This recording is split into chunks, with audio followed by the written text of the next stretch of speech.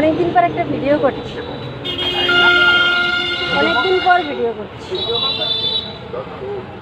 আজকে আমার রান্না হয়েছে চারাপোনা মাছ।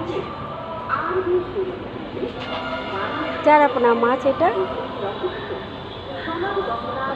চিচিঙ্গা আলু ভাজা,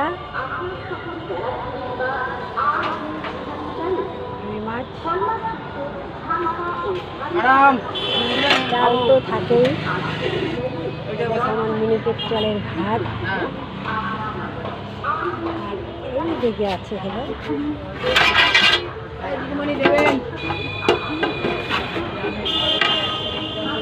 ঝিঙে আলু পোস্ত। ঝিঙে আলু পোস্ত ঢেকে দেওয়াটা আমার মাস্ট কাজ।